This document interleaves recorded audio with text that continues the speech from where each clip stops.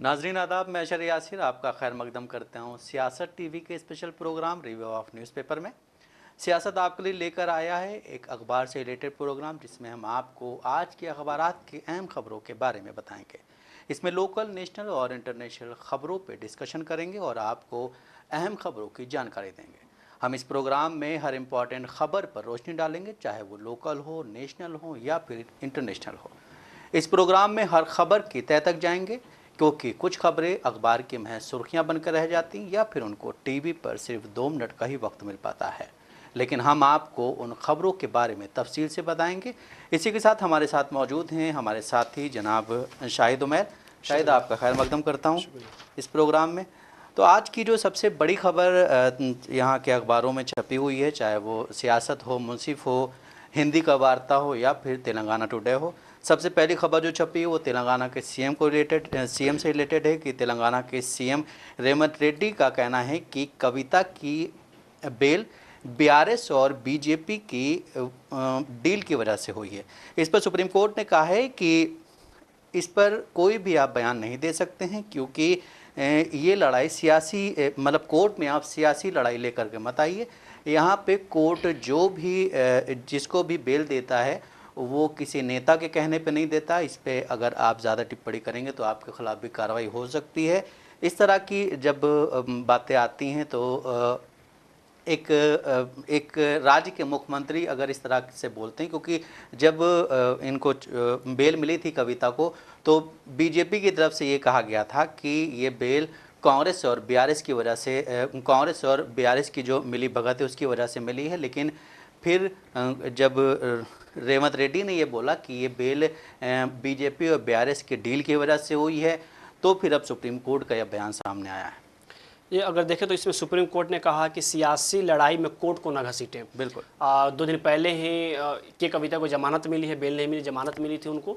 और उसके बाद से इन्होंने, क्योंकि इसमें भी देखा गया था ये माफ़ कीजिए, अभी लोकसभा चुनाव जो हाल ही में ख़त्म हुए थे 2024 लोकसभा चुनाव 2024 में, उस पर आरोप लग रहे थे कि बीआरएस ने अपने वोट को बीजेपी में कन्वर्ट कर दिया है। फिर उसमें इनकी जमानत मिलने के बाद से रेवंत रेड्डी ने ये कहा था कि मनी लॉन्ड्रिंग मामले में, जो शराब नीति का मामला हुआ है, कि उसमें जो दिल्ली के उप मुख्यमंत्री थे मनीष सिसोदिया, या फिर केजरीवाल की बात करें कि उप मुख्यमंत्री को तो 15 महीने लग गए जमानत मिलने में, केजरीवाल अभी भी जेल के अंदर बंद हैं। तो आखिरकार उन लोगों को जमानतें मिलने में इतनी देरी क्यों? और ये के कविता जो है, जो कि यहाँ के पूर्व मुख्यमंत्री की बेटी हैं, उनको महज 5 से 6 महीने के अंदर ही जमानत मिल गई है। तो इसको निशाना बनाते हुए, इसको टारगेट करते हुए उन्होंने कहीं ना कहीं इस दिशा में जाने की कोशिश की कि इनको अगर जमानत मिली है तो कहीं ना कहीं इसमें बीजेपी के हाथ है, क्योंकि अभी केंद्र सरकार में बीजेपी है और लगातार विपक्ष का यही आरोप है कि इस वक्त जो ईडी है, सीबीआई है, वो केंद्र सरकार के इशारों पे नाच रही है। तो इसी के संदर्भ में उन्होंने ये कहा था कि के कविता जो है उनको बेल मिली है, तो कहीं ना कहीं बीआरएस और बीजेपी के बीच में डील हुई है, जिसकी वजह से उनको ये जाकर आज जमानत मिली है। इसके ऊपर फिर सुप्रीम कोर्ट ने यह भी कहा है कि जो कोर्ट के जो फैसले होते हैं वो अपने निष्पक्ष होते हैं, वो सुनवाई करती है, तथ्य के आधार पर किसी के साथ कोई फैसला सुनाया जाता है, और इन सब मामलों में आप राजनीति को न घसीटे। इसी पे एक केस है रेवंत रेड्डी पे, जो कि विधान परिषद के जो इलेक्शन चल रहे थे उन पे ये आरोप लगा था कि इन्होंने पैसा देकर वोट को खरीदने की कोशिश की है। हालांकि वो केस अभी भी चल रहे हैं, तेलंगाना के अंदर ही है, लेकिन अब ये मांग की जा रही थी कि जो इनके केस है वो तेलंगाना के बाहर कहीं ट्रांसफर किया जाए, क्योंकि ये ऑलरेडी राज्य के मुख्यमंत्री हैं।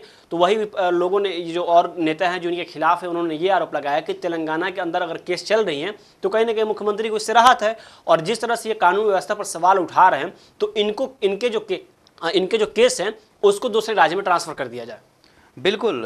जिस तरह से जब लोकसभा का इलेक्शन 2024 हुआ था शायद, तो उसमें ये कहा जा रहा था कि बीआरएस ने बीजेपी को खुला सपोर्ट किया है, और उसमें ये भी बात सामने आ रही थी कि जो बीआरएस ने बीजेपी को सपोर्ट किया है उसका रीज़न के कविता की जेल ही हो सकती है, क्योंकि वो जेल में उनको बाहर निकालना था। ये बहुत पहले से इसकी हवा लग गई थी, क्योंकि हमने देखा कि किस तरह से वोट परसेंटेज, जो सीट निकालना बीआरएस के लिए अलग बात है, जो उनके वोट शेयरिंग वो भी नीचे आए हुए थे।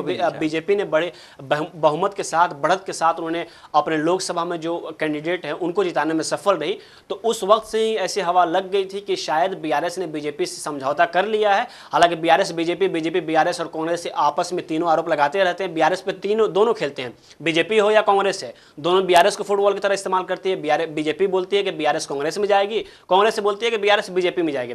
लेकिन रेवंत रेड्डी ने जिस तरह से उनको अभी जमानत मिली है उस पर यह कहा है कि उन्होंने बीजेपी से डील की है, और ये जो इलेक्शन खत्म हुए थे उसके बाद से यहाँ से अंदाजा लगाया जा रहा था कि इसका फल कहीं ना कहीं शायद की कविता को मिले, और आज जिस तरह से उनको जमानत मिली है तो इसी के आधार पर उन्होंने ऐसी बयानबाजी की थी। बिल्कुल। इसी बीच एक दूसरी खबर यहाँ के अखबारों में काफ़ी ज़्यादा आजकल काफ़ी ज़्यादा बनी हुई है, क्योंकि हर फ्रंट पेज पे रहती है कि तेलंगाना में इस वक्त हैदरा की जो एक हाइड्रा बनाया गया है उसकी कार्रवाई पे सियासी जंग छिड़ती नज़र आ रही है, क्योंकि यहाँ की जो गवर्नमेंट है, तेलंगाना गवर्नमेंट, उसने हाइड्रा के तहत जो भी बिल्डिंग्स इसके अंडर आएंगी उनको डिमोलिश करने देंगे। मतलब जो भी बिल्डिंग्स कहा जा रहा है इसमें कि इलीगल बनी हुई हैं या किसी झील पे बनी हुई हैं, उसको जो है यहाँ पे हुकूमत जो है वो क्या बोलते हैं, ये डिमोलिश करेगी उसको। बिल्कुल डिमोलिश करेगी। और इस पे जो है कल रेवंत रेड्डी का एक बड़ा बयान सामने है। उन्होंने कहा है कि हाइड्रा की जो कार्रवाई है उसको और सख्त बनाया जाएगा, उसको और सख्त बनाया जाएगा। और इसमें एक चीज़ और जोड़ी है कि हाइड्रा की जो कार्रवाई है उसमें कुछ ऐसे अगर ऑफिसर्स होंगे जो किसी से रिश्वत लेंगे उन पे भी बहुत सख्त कार्रवाई की जाएगी। देखिए, हाइड्रा जब संस्था बनाई गई तो मुख्यमंत्री का सीधा यही आमतौर पे कहना था कि इसको बनाने का मकसद ये है कि ये किसी राजनीतिक दबाव में काम नहीं करेगी। हमने कल ही न्यूज़ देखा कि किस तरह से जो रेवंत रेड्डी जो मुख्यमंत्री है उनके भाई को भी नोटिस दिया गया है। जो दुर्गम चेरू के आसपास जो बिल्डिंग है उस पर सवाल खड़े किए जा रहे हैं कि ये भी उसी के अंदर आते हैं। उसके बाद से आज ही अखबार में जो हम लोगों ने देखा है कि पूरी तरह से जो सरकार है यहाँ पर सख्त है कि इसमें किसी भी तरह की कोई कानूनी राजनीतिक दांव पेच नहीं खेला जाएगा। उसके बाद से इसको और सख्त बनाने की कोशिश की जा रही है, क्योंकि आमतौर पे अभी जो हाल ही में हमने न्यूज़ देखा है उसमें ये जिक्र किया जा रहा है, शायद ऐसे उनको शिकायत मिली है कि जो अधिकारी है और लोगों को डरा धमका कर कि आपकी भी ज़मीन शायद उसके अंदर आ सकती है, उनसे पैसे वसूली की बात की जा रही है। इसी पर उन्होंने ये भी कहा है कि अगर इस तरह की कोई भी शिकायत मिलती है तो उन अधिकारियों पर भी सख्त कार्रवाई की जाएगी।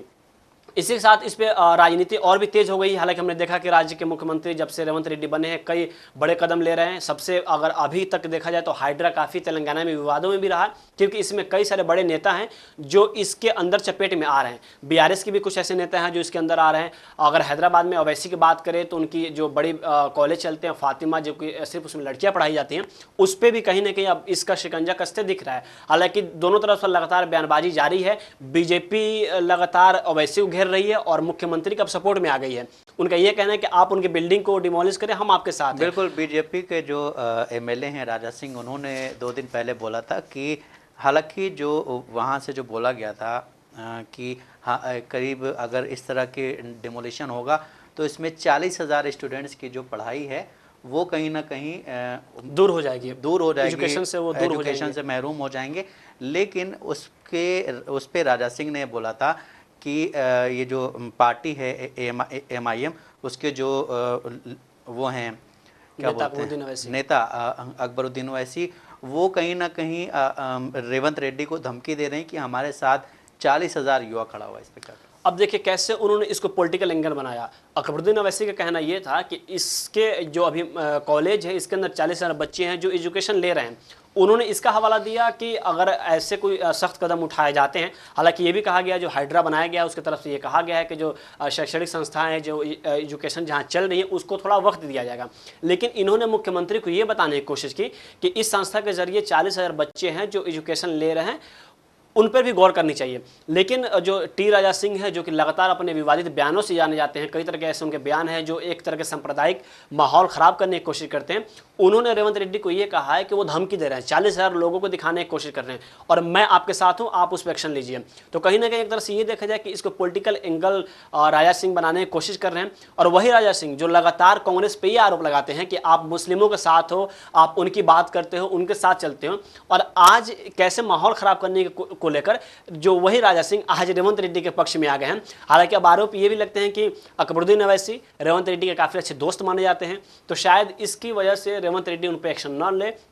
लेकिन रेवंत रेड्डी की तरफ से भी लगातार सख्त कार्रवाई करने की बात कही जा रही है। लेकिन अब जो राजा सिंह है, टी राजा सिंह, जो कि बीजेपी के विधायक हैं, वो जिस तरह से बयानबाजी कर रहे हैं, अब ऐसा लग रहा है कि वो कहीं ना कहीं किसी एक तरफा वो निशाने बनाने की कोशिश कर रहे हैं। बिल्कुल। जिस तरह से इस वक्त हैदराबाद में हाइड्रा की कार्रवाई पर काफ़ी ज़्यादा सियासी जंग छिड़ी हुई है, उसी बीच आजकल देखा जाए तो देश में महिलाओं और बेटियों के खिलाफ अत्याचार बहुत ज़्यादा बढ़ रहे हैं। इस हर रोज़ 2 से 4 न्यूज़ आ जाती हैं। जो न्यूज़ बनती हैं वो ये 2 से 4 ही हो पाती, हो सकता है उससे ज़्यादा भी होता हो, कि आजकल देश में महिलाओं और बेटियां सुरक्षित नहीं हैं। महिलाओं और बेटियों के साथ लगातार अत्याचार बढ़ रहे हैं, चाहे वो यूपी हो, मध्य प्रदेश हो, महाराष्ट्र हो, बिहार हो। हर जगह कहीं ना कहीं चीज़ों को लेकर के जो अपराध बढ़ रहे हैं, उससे देश की जो महिलाएं हैं, जो बेटियां हैं, वो काफ़ी चिंतित हैं। और यहाँ पे एक चीज़ और मैं मेंशन करना चाहूँगा कि देश में इस तरह का अगर माहौल बनता है तो माँ बाप जो होते हैं वो अपनी बेटी को बाहर पढ़ने नहीं भेज पाते हैं, माँ बाप अपनी बेटी को जॉब के लिए नहीं भेज पाते हैं। ऐसे कई वो सामने आए हैं उदाहरण कि इस तरह की चीज़ों से माँ बाप फिर अपने बेटियों को घर पे रखते हैं। उसके बाद कहीं ना कहीं उनका कैरियर जो वो चाह रही होती हैं कि हम डॉक्टर बने, इंजीनियर बने, पायलट बने या और भी किसी चीज़ फील्ड में जाना चाहें तो वो नहीं जा पाती। उनका जो एक उनकी पूरी जो ज़िंदगी है वो कहीं ना कहीं खाना बनाने में, बर्तन धोने में, शादी के बाद इसी में गुजर जाती है। इसी बीच आज की एक बड़ी खबर जो अखबार में छापी गई है कि कांग्रेस के जो राष्ट्रीय अध्यक्ष हैं मल्लिकार्जुन खड़गे, उन्होंने केंद्र सरकार पर सख्त निशाना साधा है। उन्होंने केंद्र सरकार पर निशाना साधते हुए एक ट्वीट किया है कि हमें बेटी बचाओ नहीं, बेटी को बराबरी का हक सुनिश्चित करो चाहिए।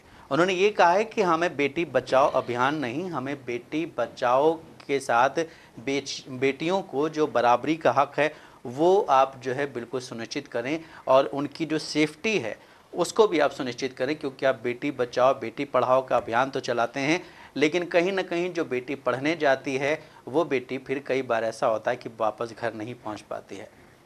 बिल्कुल, जिस तरह से केंद्र सरकार लगातार उसका यही स्लोगन था कि बेटी बचाओ बेटी पढ़ाओ, लेकिन अब जब बेटी बच जा रही हैं और बेटी पढ़ने के लिए घर से बाहर निकल रही हैं तो देखा जा रहा है कि किस तरह से आए दिन हर रोज उनके साथ कोई दरिंदगी के शिकार होती हैं, किसी को टॉर्चर किया जाता है। तो तमाम तरह की ऐसी खबरें हर रोज़ आपको देखने को मिलता है। लेकिन अफसोस की बात यह है कि जब इस तरह के वारदात होते हैं तो इस पे भी या तो मजहब का टैग लगता है या ये देखा जाता है कि किस राज्य में घटना हुई है और वहाँ पे किसकी सरकार है। हमने देखा अभी हाल ही में कोलकाता के मामले में किस तरह से बढ़ा चढ़ा कर दिखाया गया, हालांकि उसके आगे पीछे ही उत्तराखंड की बात करें, उत्तर प्रदेश की बात करें, बिहार की बात करें, महाराष्ट्र की बात करें, असम की बात करें, कैसे वहाँ पे और जो महिलाएं हैं उनके साथ दरिंदगी की घटनाएं सामने आई, लेकिन उन सब चीज़ों को आगे निकाल कर नहीं दिखाया जा रहा और किसी एक राज्य को फोकस किया जा रहा है। आमतौर पर सब समझ रहे हैं कि वहाँ पे क्यों फोकस किया जा रहा है।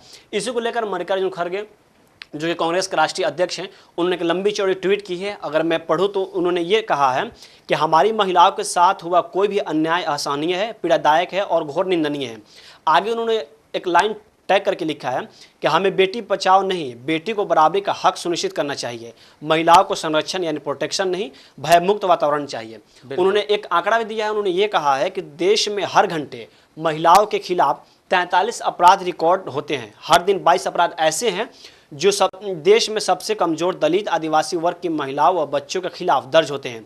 अनगिनत ऐसे अपराध हैं जो दर्ज ही नहीं होते। आमतौर पर देखा जाता है कि जो गांव ग्रामीण इलाके के जगह होते हैं, आमतौर पर बिहार अगर उत्तर प्रदेश की बात करें तो वहाँ पे कई ऐसी घटनाएं होती हैं कि उस घटना घटने के बाद अगर कोई जाए FIR दर्ज कराने तो उसकी FIR नहीं लिखी जाती है, वो रिपोर्ट ही नहीं होता है। हमने अभी हाल ही में महाराष्ट्र का न्यूज़ देखा कि कैसे वहाँ पे जो उस बच्चे के साथ टॉर्चर किया गया था, उसकी जो मदर थी वो लगातार थाने के बाहर 10 घंटे बैठी रही, वो प्रेग्नेंट भी थी, 10 घंटे तक FIR दर्ज नहीं की गई। तो आप समझ सकते हैं जब महाराष्ट्र में ऐसी घटनाएं आती हैं कि कोई अपराध हो जाए उसके बाद वहाँ की जो पुलिस प्रशासनिक सेवा होती है वो कैसी भी सोचती है मैनेज करे, वो भी देखती है कि मामले किसके हैं। तो वहाँ पर जब ऐसी घटनाएं होती हैं और उसको मैनेज करने की कोशिश की जाती है, वहाँ पर जब रिकॉर्ड में आता ही नहीं है तो फिर आप सोच सकते हैं कि जो दूर दराज के इलाके हैं वहाँ पर कैसे होते हैं। इस बीच मैं आपको रोकना चाहूँगा, माफ़ी चाहता हूँ कि उत्तर प्रदेश में जो एक घटना हुई अभी फर्रुखाबाद वाली जो आजकल काफ़ी चर्चा में है, उससे पहले उत्तर प्रदेश के मुख्यमंत्री योगी आदित्यनाथ कहते थे कि आप ऐसा कोई भी काम करोगे आपको अगले चौराहे पे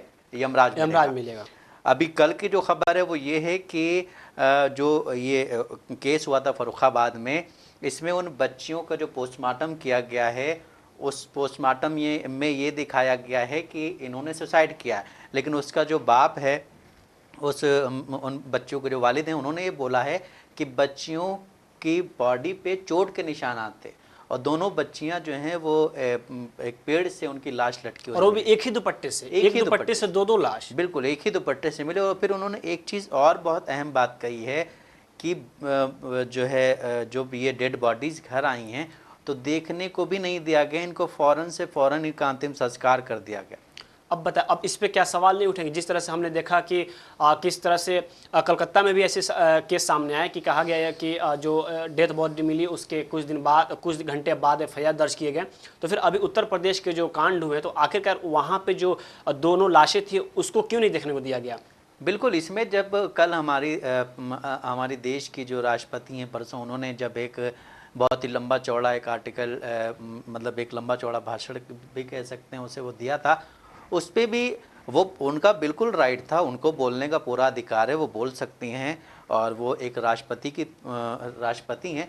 लेकिन आप सिर्फ एक जगह को मतलब एक जगह के इंसिडेंस के बाद ये बोल रही हैं, हालांकि उसी से रिलेटेड जो उससे भी बुरी तरह से ज़्यादातर स्टेट्स में जहाँ पे बीजेपी की हुकूमत है या एनडीए की हुकूमत है वहाँ पे चीज़ें होती हैं, तो वहाँ पे आप क्यों नहीं बोलती हैं? जिस तरह से मणिपुर में हुआ, जिस तरह से पहलवानों को घसीटा गया, इस पे भी कल पूरा दिन एक कहीं ना कहीं राजनीति बनी रही है और मुद्दा काफ़ी गर्म रहा है।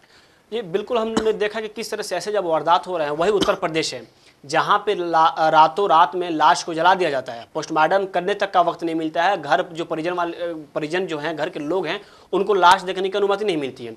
आपने राष्ट्रपति का जिक्र किया, आमतौर पे केंद्र सरकार है वो राहुल गांधी और प्रियंका गांधी पे सवाल खड़ा करती है कि राहुल गांधी उत्तर प्रदेश तो जाते हैं, कोलकाता क्यों नहीं जाते हैं, असम तो जाते हैं, माफ़ कीजिएगा मणिपुर तो जाते हैं, असम क्यों नहीं जानते हैं? तो सवाल ये भी तो है कि अगर विपक्ष पे सवाल उठ रहे हैं तो यहाँ पे केंद्रीय मंत्री स्मृति जो रह चुकी हैं, आखिरकार वो इन सब मामलों पे क्यों नहीं खुलकर बोलती हैं? वो महिला पहलवानों से मिलने क्यों नहीं जाती हैं? क्या सवाल किसी एक पक्ष की तरफ से होना चाहिए, दोनों तरफ से होना चाहिए? आपने अभी राष्ट्रपति जी का जिक्र किया, अच्छी बात है कि उन्होंने आंख तो खुली, देर से ही खुली, लेकिन आंख उनके वक्त पर रहते खुल गई।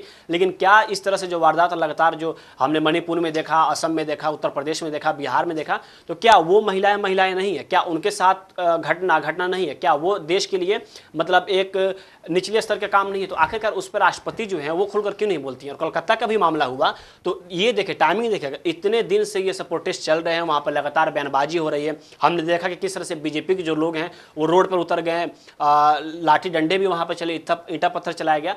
तो कुछ दिन बाद जाकर राष्ट्रपति जो है उन्होंने ट्वीट किया। तो क्या राष्ट्रपति ने भी ट्वीट करने में देरी नहीं की? सवाल तो ये भी उठ सकता है। अगर राहुल गांधी ट्वीट करते हैं तो उनके टाइमिंग को लेकर सवाल खड़ा किया जाता है कि आप विपक्ष नेता हैं, आप और कहीं जगह विजिट करते हैं, लेकिन ऐसे मामले होते हैं तो उनके ट्वीट में देरी होती है।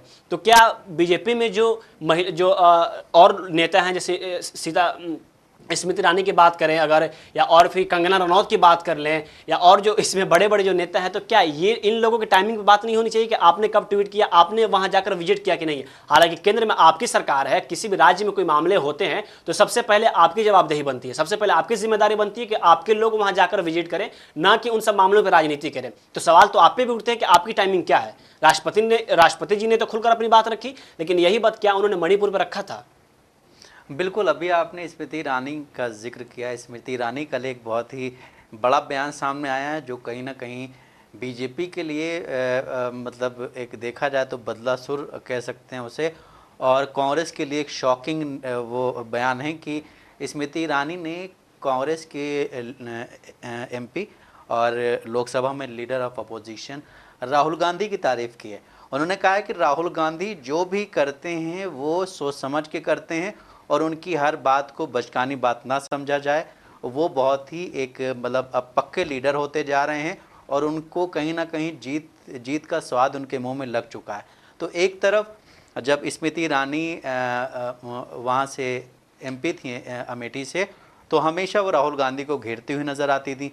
हमेशा वो ये कहती थी कि राहुल गांधी के पास पॉलिटिक्स करने का तरीका नहीं है, वो पॉलिटिकल लीडर हैं नहीं, उनको काफ़ी सीखना चाहिए। लेकिन अब वही स्मृति ईरानी कल राहुल गांधी पे इतनी अच्छी बातें बोल रही हैं और ये कह रही हैं कि उनका जो वाइट टी शर्ट पहन के जाना, आजकल वाइट टी शर्ट पहन के वो घूम रहे हैं जब से उन्होंने यात्रा निकाली है, तो ये भी कहीं ना कहीं जो हिंदुस्तान का यूथ है उसको मोटिवेट करने का एक क्या बोलते हैं